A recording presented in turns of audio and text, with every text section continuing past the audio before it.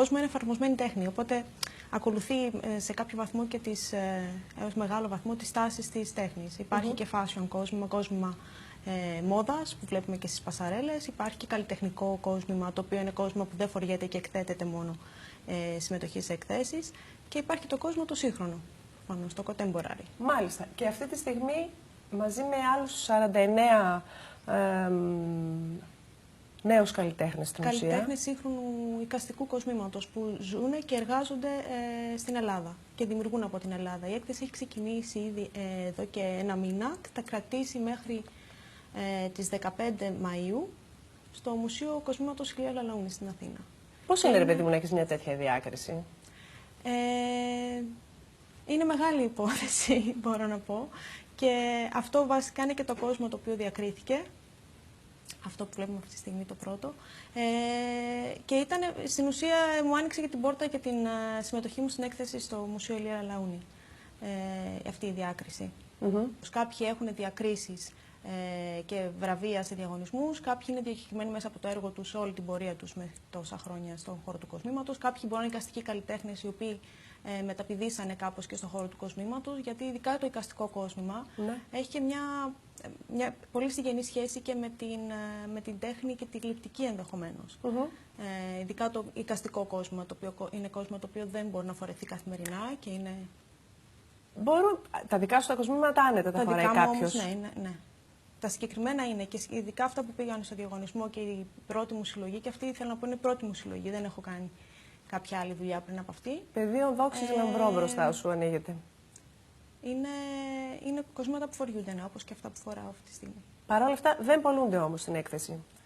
Στην έκθεση συμμετέχω με αυτό το κόσμημα στο μουσείο, το οποίο είναι μοναδικό και πρωτοεμφανιζόμενο. Ούτως ή άλλως αυτό ήταν και το πλαίσιο της έκθεσης, μοναδικά και πρωτοεμφανιζόμενα κοσμήματα. Τα κοσμήματα στην έκθεση στο Λαλαούνι όχι, δεν πολλούνται αυτή τη στιγμή. Είναι κοσμήματα που συμμετέχουν στην έκθεση και μόνο αυτό. Καλά, θα κάνουμε λίγο υπομονή να βγάλεις ολόκληρη συλλογή. Φαντάζομαι ότι μπορούμε να τα αγοράζουμε μετά μέσα από το site σου. Είναι στα σκαριά και αυτό. Είναι στα σκαριά. Φυσικά. Πώς θα τα κοστολογήσεις αύριο μεθαύριο, όταν έρθει η ώρα δηλαδή για να τα πουλήσεις? Το έχεις σκεφτεί αυτό? Με ποιο τρόπο θα τα κοστολογήσεις? Κοστολογείται, ρε παιδί μου, η δουλειά και η έμπνευση? Κοστολογείται όπως όλες τις μορφές τέχνης. Απλά η διαφορά είναι το κόσμο μπορεί να φορεθεί κιόλας. Οπότε κοστολογείται το υλικό, κοστολογείται η ώρα που επενδύεις στο να το φτιάξεις, κοστολογείται η ώρα που επενδύεις στο να το σχεδιάσεις και προφανώς μετά κοστολογεί ο κάθε καλλιτέχνης τη δουλειά του ως καλλιτεχνική αξία, φαντάζομαι. Εσύ πώς επέλεξες το συγκεκριμένο σχεδιασμό του συγκεκριμένου κοσμήματος προκειμένου να συμμετάσχεις στο συγκεκριμένο διαγωνισμό? Ήταν ένα κόσμο το οποίο δεν σχεδιάστηκε για το συγκεκριμένο διαγωνισμό. Σχεδιάστηκε σαν κόσμημα από μόνο του. Και υπήρξε το πρώτο πάνω στο οποίο ήθελα να πατήσω για να συνεχίσω μια συλλογή. Μια συλλογή με μαργαριτάρια βασικά ήθελα να κάνω. Αυτό δηλαδή είναι μαργαριτάρι? Αυτό είναι μαργαριτάρι, ναι. Σκουλαρίκι. Και όλα αυτά φαίνεται ωραία στην κάμερα. Και όλα αυτά που βλέπετε είναι μαργαριτάρια, ναι. Και όλα αυτά τα κοσμήματα στις φωτογραφίες είναι μαργαριτάρια.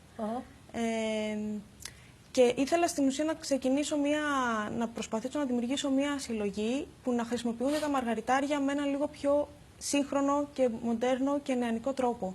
Πέρα από να ξεφύγω λίγο από τα στεγανά του κόσμημα με μαργαριτάρια, αυτό το πολύ κλασικό που έχουμε όλοι στο μυαλό μας μέχρι τώρα. Που κοσμούν συνήθως στο λαιμό των κυριών με έναν συγκεκριμένο τρόπο, που τα φορούν σειρέ, με ένα αμάνικο συνήθως φόρεμα, κοκτέιλ, εν πάση περιπτώσει.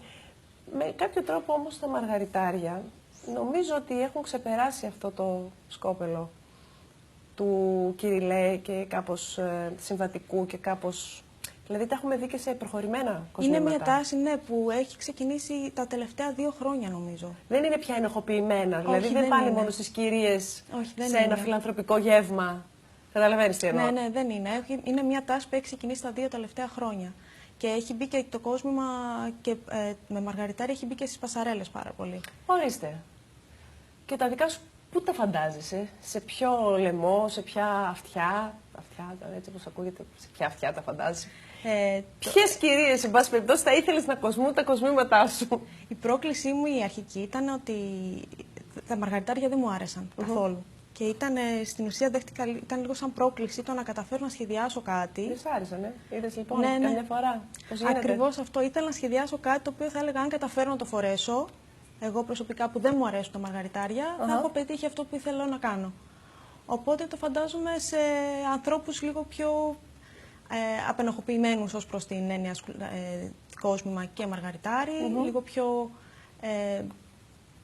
προχωρημένους ενδεχομένως, αλλά με την καλή έννοια, δηλαδή να θέλουν να τολμήσουν να φορέσουν κάτι διαφορετικό. Ναι. Όμως με κάποιο τρόπο είναι και κλασικό. Δηλαδή μπορεί να είναι όλα αυτά τα οποία περιγράφεις εδώ και ώρα, αλλά δεν δεσμεύει. Δηλαδή δεν το βλέπει κάποιος και λέει πω είναι κάτι πολύ κραυγαλαίο, πώς θα το φορέσω τώρα. Μπορώ να φανταστώ και ένα κορίτσι να το φοράει μέσα στη μέρα του, εξαρτάται θα μου πεις τι κορίτσι είναι αυτό. Υπάρχουν και. Δεν είναι όλα τα κοσμήματα πολύ κραυγαλαία ούτως ή άλλως αυτά που κάνω. Υπάρχουν και κάποια που είναι λίγο πιο μεγάλα, πιο εντυπωσιακά και υπάρχουν και κάποια που είναι λίγο πιο ήσυχα. Οπότε μπορούν να φορεθούν. Και καθημερινά και από ένα κορίτσι με απλό ύφος και με σκοπό να πάει σε μια δεξίωση. Αλλά είναι λίγο πιο προχωρημένο αυτό το κορίτσι και αυτή η δεξίωση που πρόκειται να πάει. Μπράβο, Κατερίνα, συγχαρητήρια. Ευχαριστώ πάρα πολύ. Δεν θα σε έχουμε κοντά μας σύντομα. Θα φύγεις. Φεύγω. Για πάντα. Δυστυχώς. Ναι, φεύγω για πάντα. Δυστυχώς, ευτυχώς. Ναι, αλλά μέσω του διαδικτύου δεν μας λείψεις. Όχι. Ούτε εσύ ούτε τα κοσμήματά σου. Και ούτε δεν θα λείψω και από την πόλη. Τόσο ή άλλως Θεσσαλονίκη είναι η πόλη μου, οπότε πάντα θα επιστρέφω. Μπράβο, συγχαρητήρια για τη δουλειά σου, μπράβο για τις διακρίσεις σου. Φαίνεσαι πολύ νεαρή. Δεν πρόκειται να ρωτήσω φυσικά για ευνόητους λόγους πόσο είσαι, αλλά φανταστείτε την κάπου στα 20 κάτι. Συν 10. 30 κάτι. Κλέβεις! Κλέβεις, Κατερίνα, κλέβεις! Ξέρεις τι γίνεται. Το Young Designers παραπέμπει σε πολύ νεαρότερες. Και το φιζίκ σου επίσης. Το Young είναι Young ως προς τους αποφύτους. Ήταν ότι θέλανε νέους ανθρώπους στον χώρο του κοσμήματος, όχι νέους ηλικιακά κατά ανάγκη. Ωραία, καλό είναι να τα ξέρουμε όλα αυτά.